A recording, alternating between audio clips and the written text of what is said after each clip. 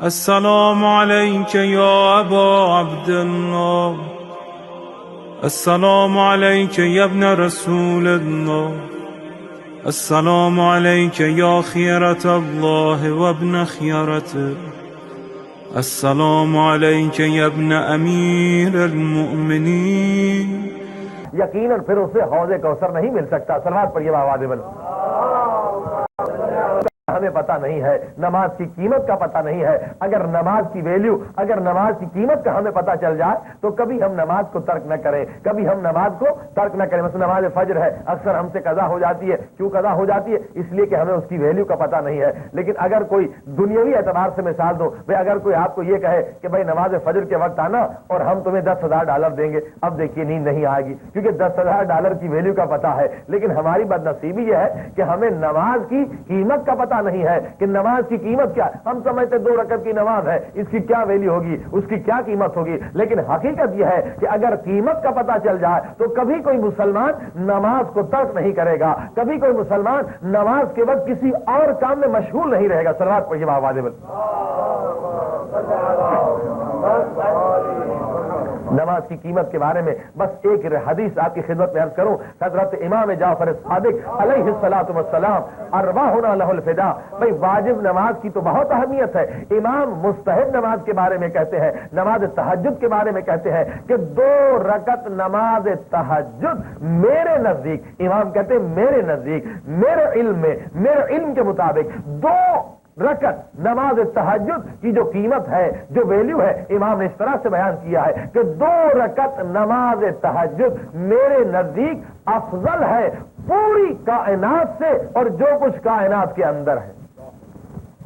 اب بتائیے، حساب لگائی کہ کائنات میں سونا، چاندی، ملکیت، دنیا، لذت، جتنی بھی جو کچھ چیزیں ہیں، امام کہتے ہیں کہ میرے نزدیک 2 رکعت نماز تہجد اگر کوئی اٹھ کے پڑھتا ہے تو یہ 2 رکعت نماز تہجد افضل ہے، بہتر ہے پوری کائنات سے اور جو کچھ کائنات کے اندر ہے. یہ نماز مستحب کا ثواب ہے تو نماز واجب کا کیا ثواب ہوگا؟ صلوات پڑھیے آواز بلند. اب یہ حدیث ہماری سمجھ میں نہیں آنے والی کہ 2 رکعت نماز افضل ہے پوری کائنات سے. بھئی ہم تو 2-3 ہزار $1-2 لاکھ پہ حیران ہو جاتے ہیں کہ $1-2 لاکھ ہو جائے پوری رات چبھیداری کرنے کے لیے تیار ہے. جبکہ امام کہہ رہے نہیں، فقط 2 رکعت نماز تہجد جو ہے اس کی ویلیو اگر لگائیں تو پوری کائنات کی دولت کو جمع کر لیجئے، بادشاہیت کو، پوری کائنات کو جمع کر لیں تو بھی اس کی ویلیو کے برابر نہیں ہو سکتی. اب یہ بات ہماری سمجھ میں کیوں نہیں آتی؟ کیونکہ ہم نے عالم غیب کو نہیں دیکھا، ہم منزل یقین پر نہیں آئے. اور اگر ہمیں منزل یقین پر ہم پہنچ جائیں تو حقیقت یہی ہے. ایک سنیے عالم کا واقعہ، ایک مجتہد کا واقعہ. ایک مجتہد جو پڑھاتے تھے، درس دیتے تھے، لیکچر دیتے تھے، بھائی شاگرد آئے پڑھنے کے لیے. دیکھا آج کوئی گھر میں ماتم ہو گیا، عالم رو رو کے اس کی آنکھیں سوج گئی ہیں، جناب پریشان ہے، بال بکھرے ہوئے ہیں، سر پہ امامہ نہیں ہے. سوچا گھر میں ضروری کوئی میت ہو گئی ہے، یہ کوئی مر گیا ہے یا کوئی حادثہ ہوا. سب چپ کر کے آگے بیٹھ گئے. سوچا کہ مجتہد کیا کوئی انتقال ہو گیا. اب پوچھنے لگے. آخر کسی نے پوچھا، روئے جا رہے، عالم صاحب روئے جا رہے، مجتہد صاحب روئے جا رہے. پوچھا قبلہ کیوں، خیریت تو ہے؟ کیا کسی کا انتقال ہوا؟ کہا نہیں ہوا. کیا کوئی بیمار ہے؟ کہا نہیں ہے. تو پھر آپ کی یہ حالت کیوں ہے؟ آپ اتنا گریہ کیوں کر رہے؟ کہا رات میں بد نصیب سوتا رہا اور انبیاء کا قافلہ آیا، اولیاء کا قافلہ آیا، شہداء کا قافلہ آیا، مجھے پکارتے رہے، میں بدبخت سوتا رہا اور میں اس قافلے میں شریک نہ ہو سکا. اب بھی کوئی نے سمجھا کہ انبیاء کا قافلہ آیا، اولیاء کا قافلہ آیا، ائمہ معصومین کا قافلہ آیا، شہداء کا قافلہ آیا، مجھے پکارتا رہا، میں سوتا رہا. اب بھی کوئی نے سمجھا تو پوچھا ہم نہیں سمجھے قبلہ کیا مقصد ہے، رات کو کیا ہوا؟ کہا میری نماز تہجد قضا ہو. اب آپ نے دیکھا کہ جو منزل یقین پر ہے وہ روتے ہیں کیونکہ انہیں پتا ہے کہ ہم نے کیا کھویا ہے. اور اسی لیے جب کسی عالم کے وصیت میں یا ان کے ڈائری میں دیکھا گیا تو بدترین رات وہی لکھی، زندگی کی ایک بدترین رات ہے. جو پڑھا گیا کون سی بدترین رات؟ کہا جس رات ہماری نماز تہجد قضا ہو گئی وہ ہماری زندگی کی سب سے بدترین رات ہے. اب ہم اپنی لائف کو دیکھتے تو ساری زندگی ہی بدترین ہے. ایک رات نماز تہجد قضا ہو جائے تو وہ کہتے ہیں ہمارے زندگی کی ورسٹ جو نائٹ ہے وہ وہی ہے، بدترین ہماری زندگی کی رات وہی ہے جس رات ہماری نماز تہجد قضا ہو گئی. لیکن اگر ہماری نماز واجب ہی قضا ہو جائے تو پھر ہماری حیثیت کیا, ہماری زندگی کیا؟ صلوات پڑھیے آواز بل.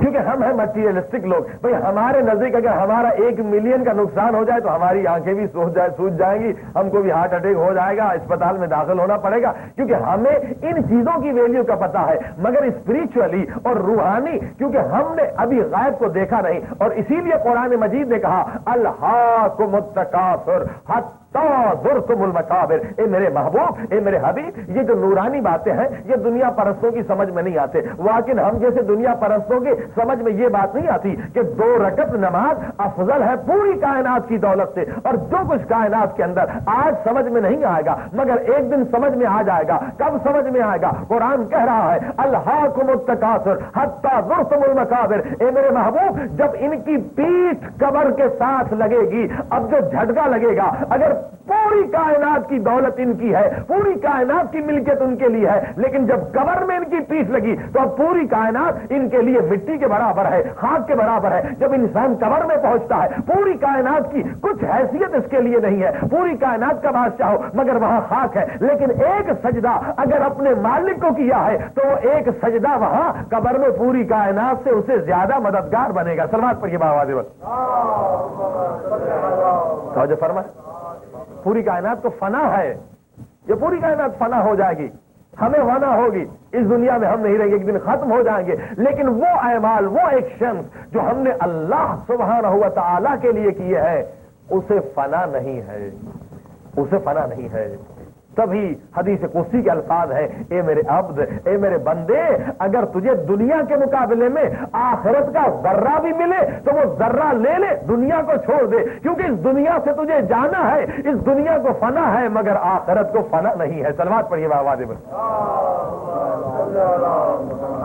آپ دیکھ رہے ہیں کہ نماز تہجد کی ویلیو کا ہمیں پتہ نہیں ہے, اور جنہیں ویلیو کا پتہ ہے ان کی حیثیت کو دیکھیے. ایک واقعہ سن لیجئے, بڑا مشہور واقعہ ہے.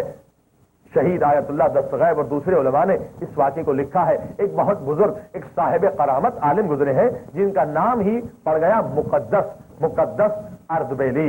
یہ مقدس اس لیے تھے کہ کئی کرامتیں ان کی زندگی میں ظاہر ہوئی ہیں, اور اس کے تقویٰ یہ تھا کہ جناب یہ پانی لینے گئے تھے, پانی جب لینے گئے تو دیکھا پانی میں پیسے نکل آ گئے, دولت نکل آ گئے, تو اس نے پانی کو پھینک دیا. اس کو کہا بھائی مجھے پانی چاہیے, مجھے پیسے نہیں چاہیے. سونا نکل آیا اس کنویں سے. تو یہ تقویٰ کا عالم تھا, اور اس طرح سے یعنی اس کی کرامات بہت زیادہ مشہور ہے مقدس اردبیلی کے, کہ شیطان اس طرح سے بھٹکانا چاہا کہ جناب کنویں سے پانی نکلے تو وہاں سے دولت نکل آئی. تو انہوں نے جناب وہی پھر کنویں میں پھینک دی کہ میں تو پانی لینے کے لیے آیا ہوں, مجھے سونے کی ضرورت نہیں ہے. صلوات پڑھیے آواز میں. یعنی اس درجے کے عالم تھے کہ جنہیں کئی مرتبہ امام زمانہ علیہ الصلوۃ والسلام نے زیارت کرائی ہے. صلوات پڑھیے آواز میں. کیونکہ یہ دنیا پرستی جو ہے یہ بھی تو بہت بڑی رکاوٹ ہے آخرت کی تیاری میں. ایک سب سے بڑی رکاوٹ دنیا پرستی ہے, بشرطے کہ دنیا پرستی پر ہم بحث کی ہم نے کہ اگر یہ محبت دنیا خدا کی محبت سے بڑھ جائے تو یقیناً یہ بت بن جاتی ہے.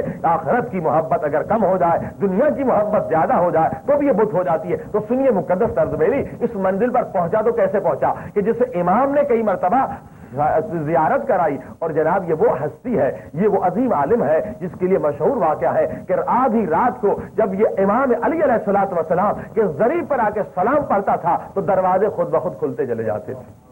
یعنی ایسے علماء بہت کم گزرے ہیں. یہ مقدس اردبیلی کا واقعہ, اس منزل پہ یہ پہنچا کیسے؟ اب سنیے جناب, طالب علمی کا زمانہ تھا, یہ پڑھتے تھے اور جناب بہت سادگی سے, پیسہ ہوتا نہیں تھا, جو ملتا تھا اس پر قناعت کرتے تھے. کیونکہ قناعت کرنا یہ بھی ایک بہت بڑا مسئلہ ہے. قناعت جو ہے انبیاء کا شیوا ہے, اولیاء کا شیوا ہے. اب آپ دیکھ رہے ہیں اس ملک میں پیسہ بھی زیادہ ہے مگر پریشانی بھی زیادہ ہے, کیونکہ سب سے زیادہ سکون اگر انسان چاہتا ہے تو قناعت کرنے والا ہو جائے. سلوات پڑھیے آواز میں. اب ہم سمجھتے ہیں کہ پیسہ زیادہ آئے گا تو سکون ہوگا, حالانکہ ایسی بات نہیں ہے. جتنا پیسہ زیادہ آئے گا اتنا ہرس بڑھتا چلا جائے گا.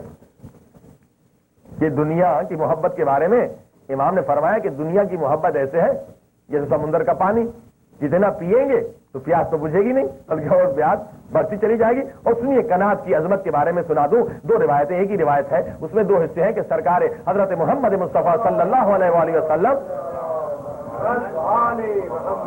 ایک راستے سے جا رہے تھے, اصحاب بھی ساتھ تھے. رسول خدا کو دودھ کی ضرورت تھی, کوئی بکریاں چروا رہا تھا تو ایک صحابی کو بھیجا کہ اگر ان کے پاس دودھ ہے تو ذرا لے آئیے. وہ بھی مسلمان تھا, رسول خدا کا پیغام لے کر گئے. کہا جناب رسول خدا سلام کہہ رہے تھے اور کچھ دودھ کی ضرورت ہے.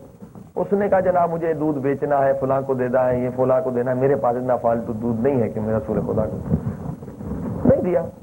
اس کو بہت دکھ ہوا کہ بھائی نبی کو دودھ کا تھوڑا سا ایک گلاس بھر کے دیتے تو کیا ہوتا. بہرحال آپ دیکھ رہے ہیں ایسے مسلمان اس زمانے میں بھی تھے, آج بھی ہیں.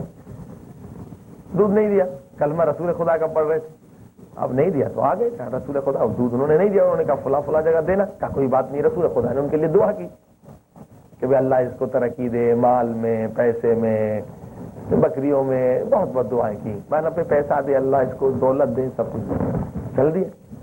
اب یہ بھی ایک درس تھا کہ دیکھو بھائی کوئی چیز مانگنے جاؤ تمہیں کوئی نہ دے تو اسے برا بھلا نہ کہنا, جو ہماری عادت ہے.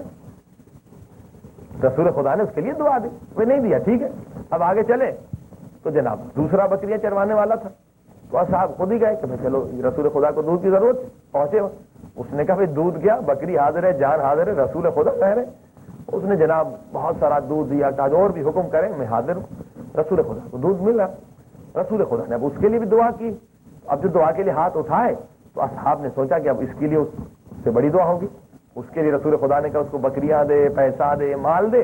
تو اس کے لیے رسول خدا کہیں گے کہ اس کو کروڑ پتی بنا دے, ارب پتی بنا دے.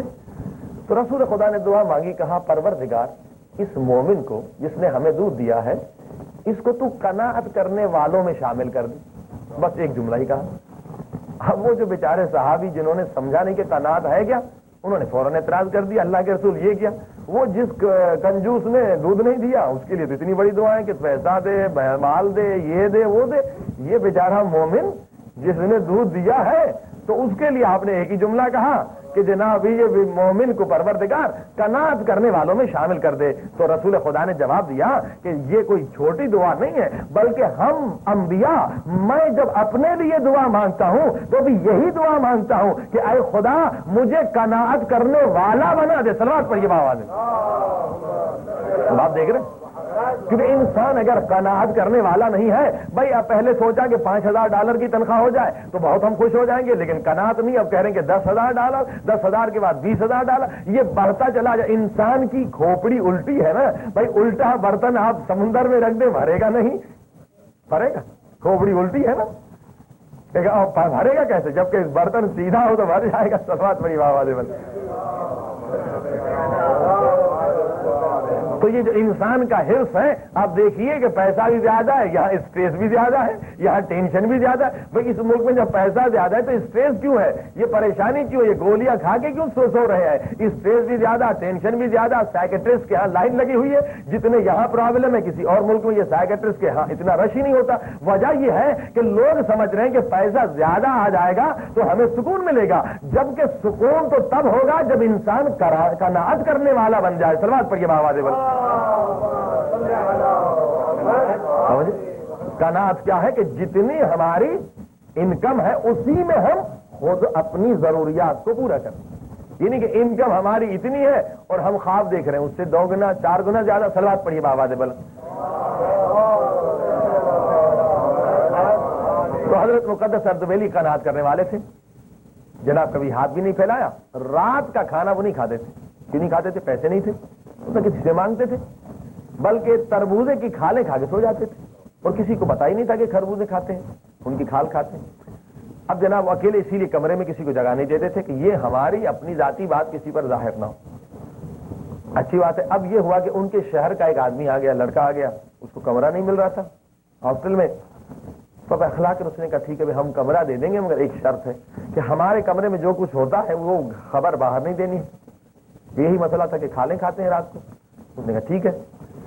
اس نے وعدہ کیا تو نہیں بتایا.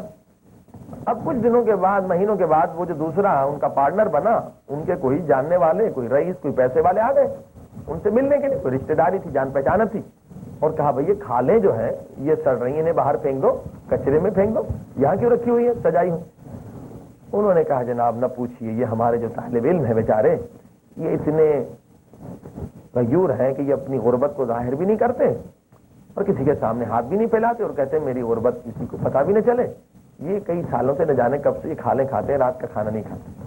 اب وہ بیچارے مومن تھے, پیسے والے تھے, کوئی بزنس مین تھے, ان کو بہت یہ بات ہوئی تو اس زمانے میں تومان ہوتے تھے کوئی 500 یا 5000 تومان، یعنی بہت پیسے ہوتے تھے، جبکہ پورے مہینے کا خرچہ 5 روپے میں ہو جاتا تھا۔ 500 یا 5000 تومان، اس نے کہا بھائی ان کو دے دیے گا، یہ تو بڑے متقی آدمی ہیں، تاکہ ہماری طرف سے تحفہ۔ اب جو آقا مقدس اردبیلی پہنچے، انہوں نے پیسے تھما دیے، کہا جناب ہم نہیں لیں گے، کہا جناب ہم بھی نہیں لیں گے، یہ تو آپ ہی کی رقم ہے۔ کہا ہم نے وعدہ آپ سے لیا تھا کہ آپ گھر یہاں کی بات کسی کو بتائیے نہیں۔ کہا جناب بس یہ تو اتفاق ہو گیا، انہوں نے پوچھ لیا، اب میں کیا جھوٹ بولتا۔ بہرحال سو گئے۔ اب آقا مقدس اردبیلی نماز تہجد کے عاشق تھے، نماز تہجد پڑھنے والے تھے۔ اب نماز تہجد کے لیے اٹھے تو اس دن خدا بھی امتحان لینا چاہتا تھا کہ جناب ان کو غسل کی ضرورت ہو گئی، غسل جنابت ان پر واجب ہو گیا۔ اب آپ کو پتا ہونا چاہیے کہ ایران یا عراق میں حمام اکثر گھروں میں نہیں ہوتے، باتھ روم اکثر باہر ہوتے ہیں، اور یہ حمام نہیں کہتے ہیں، باتھ روم جو ہے وہ جناب آذان فجر سے کچھ دیر پہلے کھلتے ہیں۔ اب اگر آذان فجر پر تو نماز تہجد ختم ہو جاتا ہے، اب یہ پیسے لے کے بھاگے نہ اس حمام کے بعد۔ حمام آدھی رات ہو رہی تھی، کیونکہ نماز تہجد اگر مختصر پڑھی جائے تو جناب 15 منٹ کا کام ہے، لیکن اگر پوری طولانی پڑھی جائے جتنی دعائیں ہیں تو 1 گھنٹہ بھی لگ سکتا ہے، 1.5 گھنٹہ بھی لگ سکتا ہے، 2 گھنٹے، جتنا بھی آپ کہیں، دعائیں تو بہت ہیں، وہ مختصر پڑھیں تو 15-20 منٹ کا کام ہے۔ صلوات پڑھیے آواز بلند۔ اب آدھی رات کو جا کے حمام والے کو اٹھایا، حمام والے نے کہا بھائی ہمارا یہ اٹھنے کا ٹائم نہیں ہے، یہ وقت نہیں ہے، آپ جناب آذان آئے تو پھر آئیے۔ انہوں نے کہا بھائی دیکھیے آپ کو میں 100 تومان دیتا ہوں۔ اس نے کہا 100 تومان تو میں مہینے میں نہیں کماتا، میں تو سال بھر میں نہیں کماتا، اس کے بعد شاید فالتو پیسے آ گئے، خزانہ اس کو ملا ہے۔ یہ آدمی کیسے کہہ رہا؟ اس نے بھی ضد کیا کہ نہیں ہم نہیں کھولیں گے۔ انہوں نے پیسے بڑھاتے گئے، مقدس اردبیلی نے کہا بھائی 200، کہا 300، 400، یہاں تک کہ 5 یا 5000 جتنے پیسے تھے، کہا بھائی خدا کے واسطے یہ سب پیسے لے لے، بس مجھے غسل کرنے کی اجازت دے دے۔ اب اس آدمی نے سوچا کہ اتنی رقم تو میں 2-3 سال میں نہیں کما سکتا، اس آدمی کے پاس شاید خزانہ ہے، پتہ نہیں کہاں سے آیا۔ اس نے کھول دیا، انہوں نے حمام میں جا کے غسل کیا، سارے پیسے اسے دے دیے۔ اب جو واپس پلٹے تو پہلے تو آگے مسجد میں 2 رکعت نماز شکرانہ ادا کی کہ میرے مالک تیرے لاکھ احسان ہے کہ تو نے ایک سبب پیدا کیا کہ اگر میرے پاس یہ رقم نہ ہوتی تو میری نماز تہجد تو آج کی رات قضا ہو جاتی۔ اب آپ حساب لگائیے کہ جو آدمی کھالے کھا کے گزار رہا ہے، ہم تو یہ سوچیں گے جناب یہ پیسے رکھ لیتا اور روزانہ چکن مرغ کھاتا رہتا، کیونکہ اتنے پیسے تھے، اتنی رقم تھی کہ سال 2 سال بھر آرام سے چکن کھا سکتا تھا آدمی۔ مگر آپ دیکھ رہے ہیں کہ ہم کو چکن کی لذت کا پتہ ہے، مگر ہمیں نماز تہجد کی لذت کا پتہ ہی نہیں ہے۔ تبھی تو امام نے فرمایا ہے کہ نماز میں، دعا میں، ذکر میں خدا نے ایک لذت رکھی ہے، اور ایسی لذت رکھی ہے کہ کائنات کی کسی چیز میں وہ لذت نہیں ہے، مگر اس لذت کو خدا نے گنہگاروں کے لیے حرام کر دیا۔ ہم ہیں گنہگار، ہم ہیں مریض۔ دیکھیے جب آدمی مریض ہو جاتا ہے تو میٹھا پانی اسے کڑوا لگتا ہے، اچھی غذا اسے بری لگتی ہے۔ بھئی آپ کا تجربہ ہے یا نہیں؟ جبکہ پانی کڑوا نہیں ہوتا بلکہ ہم مریض ہوتے ہیں۔ عزیزان گرامی، ہمیں نماز میں تھکن لگتی ہے، ہمیں نماز میں سستی لگتی ہے، ہمیں نماز میں ہمارا دل نہیں لگتا، ہمیں کڑواہٹ محسوس ہوتی ہے۔ وجہ یہ ہے کہ گناہ جو ہے یہ سب سے بڑی بیماری ہے۔ جس دل میں گناہوں کی غلاظت ہے وہ دل مریض ہے، اسے کبھی نماز سے لذت مل ہی نہیں۔ آپ دیکھ رہے ہیں کہ ہمیں نماز میں لذت کیوں نہیں ملتی؟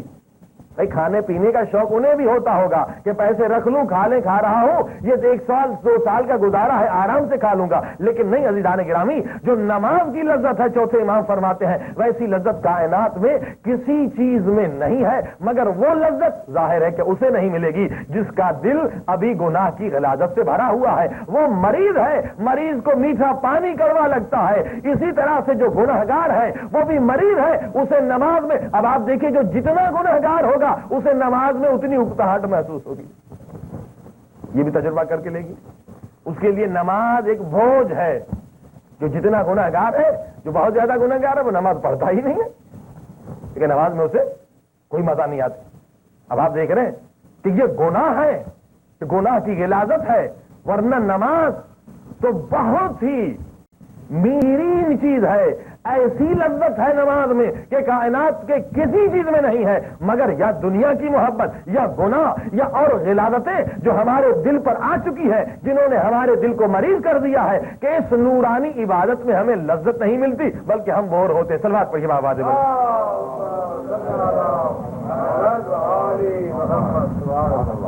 بار دیگر صلوات پڑھیے۔ اب آپ دیکھ رہے ہیں کہ جو نماز تہجد کا عاشق ہے اسی کو پھر یہ رتبہ ملتا ہے. اور نماز تہجد کیا ہے عزیزان گرامی, کتنی تاکید ہے. پیغمبر خدا کی وصیت, مولا علی کی وصیت. مولا علی نے تو یہ کہا کہ وہ ہمارا شیعہ ہو ہی نہیں سکتا, لیس من شیعتنا, وہ خود کو ہمارا شیعہ نہ کہلوائے جو نماز تہجد نہیں پڑھتا. یعنی گویا ہم پر واجب کر دی نماز واجب تو نہیں ہے, لیکن امام نے یہ جملے کہہ کے کہ اگر تم خود کو شیعہ کہتے ہو جبکہ نماز مستحب ہے, مگر مولا یہ کہتے ہیں کہ اگر تم دعویٰ کرتے ہو کہ ہم شیعہ ہیں تو پھر نماز تہجد کو کبھی چھوڑنا نہیں. ایک صحابی سے پوچھا مولا نے کہ نماز تہجد کیوں نہیں پڑھتے؟ کہا مولا دل تو بہت چاہتا ہے, اٹھا نہیں جاتا. اب دیکھیے وجہ بتا رہے امام کا, مولا دل بہت چاہتا ہے, اتنا ثواب ہے, کیونکہ دیکھیے ثواب کتنا ہے. رسول خدا کی حدیث, اے معصومین کی حدیث ہے کہ قبر روزانہ تجھے ندا دیتی ہے, اے انسان تو روشنیوں میں رہنے کا عادی ہے, ایک دن تو آئے گا میرے پاس روشنی نہیں ہے, اندھیرا ہی اندھیرا ہے. اے انسان تو اکیلا رہنے کا عادی نہیں ہے, میرے پاس تنہائی کے سوا کچھ نہیں ہے. اے انسان تو وحشت سے ڈرتا ہے, میری قبر کہتی ہے میں وحشت کے سوا کچھ نہیں ہوں, میرے پاس خوف ہی خوف ہے, وحشت ہی وحشت. ہم کہتے ہیں یہ قبر روزانہ تجھے ندا دیتی ہے. یہ امام بتا رہے ہیں, یہ پیغمبر بتا رہے ہیں, یہ ملکوتی آواز ہے. اس آواز کو سننے کے لیے ملکوتی کان چاہیے, گنہگار کان اس آواز کو نہیں سن سکتا. جبکہ قبر ندا دے رہی ہے, ہر انسان کی قبر اسے پکار رہی ہے, جہاں جہاں آپ کی قبر ہے پھر ندا دیتی ہے, انسان تو نرم بستر پہ سونے کا عادی ہے, میرے پاس خاک کے سوا کچھ نہیں ہے. اے انسان تو تکیہ لگا کر سونے کا عادی ہے, میرے پاس تکیہ نہیں ہے, بستر کا بندوبست کر کے آنا,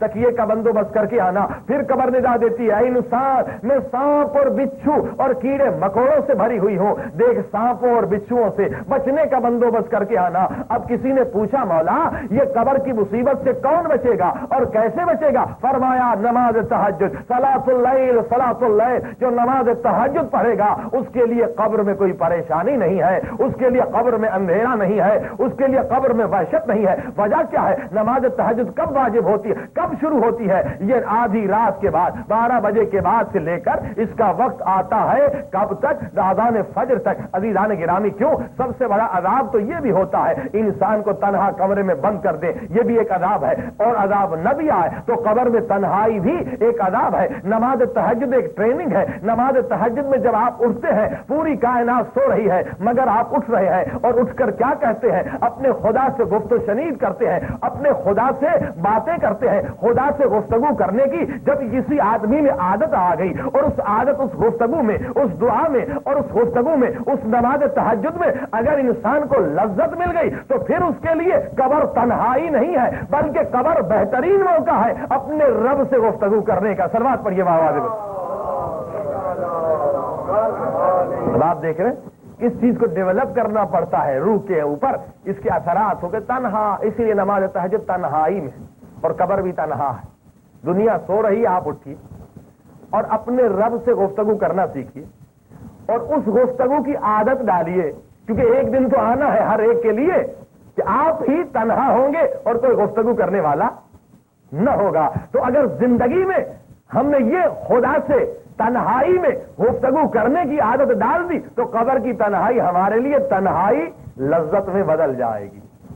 اگر اس کو ہم ڈیولپ کریں, اگر اس چیز کو ہم فیکلٹی میں تبدیل کریں, اگر یہ اثرات روح کے اوپر مرتب ہو جائے کہ اب آپ دیکھیے کہ یہی تو روایتوں میں ملتا ہے کہ مومن کے لیے, مومن جو عاشق خدا ہے وہ انتظار کرتا ہے کہ آدھی رات کب آئے جب دنیا سو جائے اور میں اپنے معشوق, اپنے محبوب, اپنے خالق سے گفتگو کروں. عاشقان خدا جو نماز تہجد میں لذت حاصل کرتے ہیں وہ تو انتظار کرتے ہیں, یہی ان کی لذت ہے, اسی میں انہیں مزہ ملتا ہے, اسی میں انہیں لطف ملتا ہے کہ پوری دنیا سو جائے اور ہم اپنے مالک سے گفتگو کریں. صلوات پڑھیے آواز بل.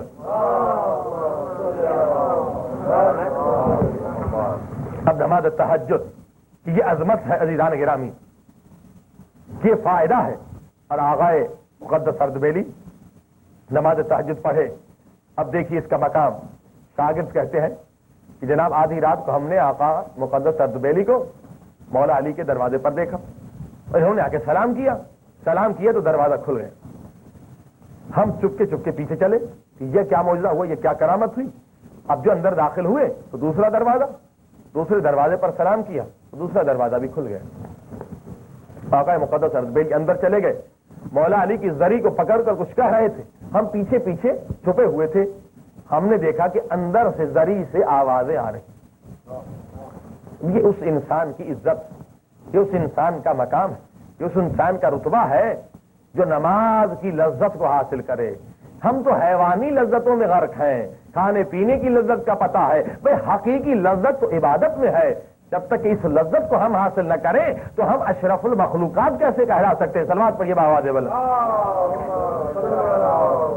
آپ دیکھ رہے ہیں یہ دوسری لذتیں تو کافروں کے لیے، مشرکوں کے لیے، سب کے لیے ہیں، مگر عبادت کی لذت، مگر نماز کی لذت، مگر تلاوت قرآن کی لذت، مگر ذکر خدا کی لذت، مگر دعا کی لذت خدا نے اپنے مخصوص بندوں کے لیے اسے مقرر کیا ہے. اندر سے آواز آ رہی ہے زری سے.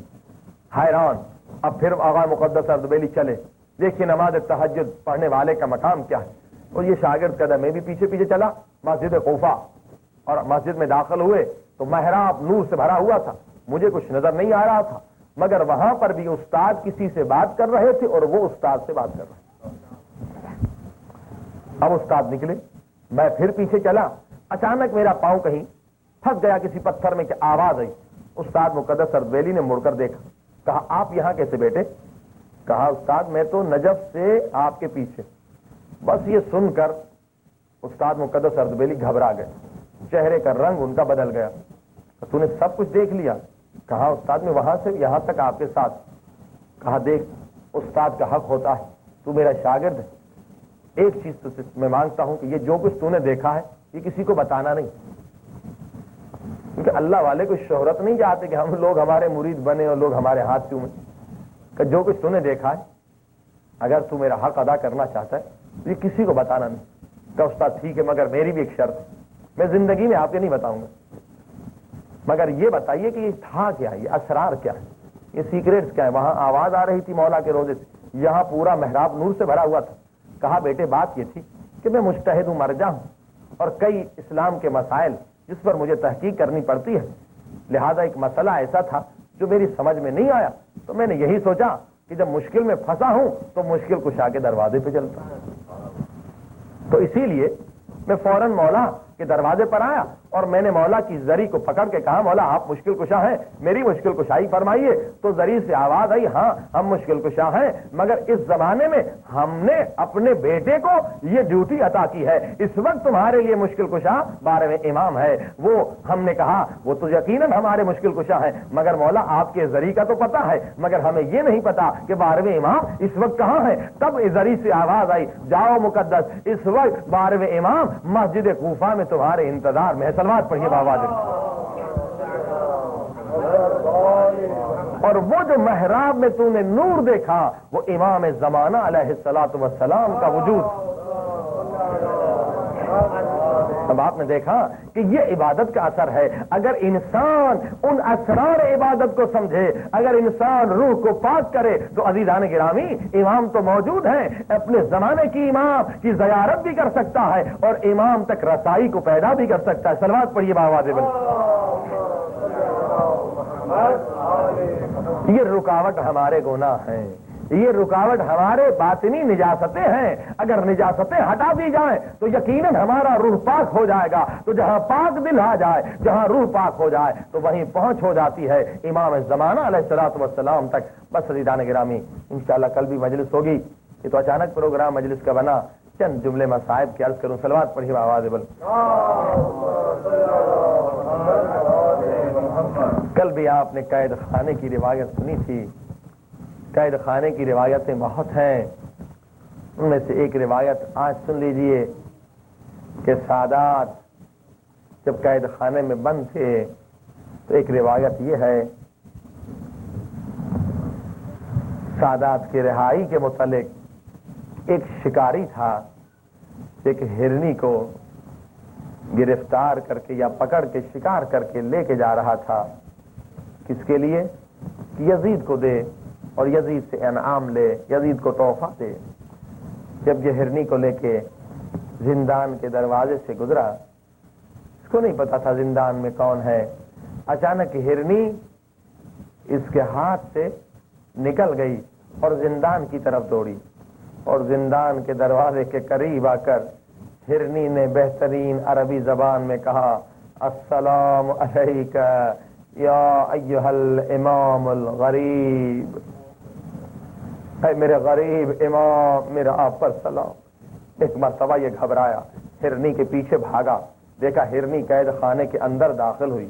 جب اندر خانے میں قید خانے میں اس نے جھانک کر دیکھا ایک بیمار ہے جو زنجیروں میں جکڑا ہوا ہے، اور ہرنی اس کے کان میں کچھ کہہ رہی ہے اور وہ بیمار زاروں قطار رو رہا۔ اس نے جا کے ہرنی کو پکڑا، یا اس قیدی نے کہا، قیدی امام نے کہا اے شکاری اس ہرنی کو چھوڑ دے، کیونکہ یہ ہرنی مجھ سے شکایت کر رہی ہے، یہ شکایت کر رہی ہے کہ مولا اس شکاری سے اتنی مہلت دلا دے کہ میرے 2 بچے ہیں جنہیں پیاس سے چھوڑ کر آئی ہوں، بھوکے چھوڑ کر آئی ہوں، کہ مولا اتنی اجازت دیجئے کہ میں ان بچوں کو دودھ پلا کر آؤں۔ اسی لیے امام زاروں قطار رو رہے۔ اس نے نہیں پہچانا کہ قیدی کون ہے۔ کہا قیدی میں اس ہرنی کو نہیں چھوڑ سکتا، یہ یزید کو دوں گا، یزید سے مجھے انعام ملے گا۔ امام نے کہا اے شکاری اگر تو اس ہرنی کو چھوڑ دے تو میں یزید سے زیادہ تجھے انعام دوں گا۔ جب قیدی امام نے یہ کہا کہ میں یزید سے زیادہ تجھے انعام دوں گا، عزیزو ایک مرتبہ شکاری نے سر سے لے کر پاؤں تک امام کو دیکھا کپڑے پھٹے ہوئے ہیں، دیکھا پاؤں میں بیڑیاں ہیں، پاؤں زخمی ہیں، ہاتھوں میں ہتھکڑیاں ہیں، سر پہ جو امامہ ہے وہ جلا ہوا ہے۔ آپ پوچھیں گے آپ کا امام کا امامہ کہاں جلا؟ میں کہوں گا شاید جب خیموں میں آگ لگی تھی اس وقت امام کے بستر میں بھی کچھ آگ لگی ہوگی، امام کا امامہ جلا ہوا۔ یہ شکاری نے کہا اے قیدی تیرے لباس کو میں دیکھ رہا ہوں، تیرا تو لباس بھی پھٹا ہوا ہے، تیرا تو امامہ بھی جلا ہوا ہے، تو مجھے انعام کہاں سے دے گا؟ یا قیدی کی آواز ہے، یہ شکاری میرے لباس کو نہ دیکھ، ذرا میرے قریب آ، ذرا جھولی کو پھیلا۔ شکاری کہتا میں نے جھولی کو پھیلایا، ایک مرتبہ قیدی نے کیا کیا، زمین سے خاک اٹھائی اور میرے جھولی میں ڈال دی، کہا اب دیکھ، اب جو میں نے دیکھا ہیرا جواہرات بنے ہوئے ہیں۔ اب میں قدموں پہ گر پڑا، میں نے کہا اے قیدی تجھے تیرے خدا کی قسم بتا تو کون ہے؟ تو کوئی اللہ کا ولی معلوم ہوتا ہے، تو کوئی اللہ کا پیارا بندہ معلوم ہوتا ہے کہ ہرنی تجھ پر سلام بھیج رہی ہے؟ یا امام کی آواز آئی اے شکاری انا علی ابن الحسین، میں حسین کا بیٹا علی ہوں، میں امام زین العابدین ہوں۔ پروردگار ہماری اس قلیل عبادت کو قبول فرما۔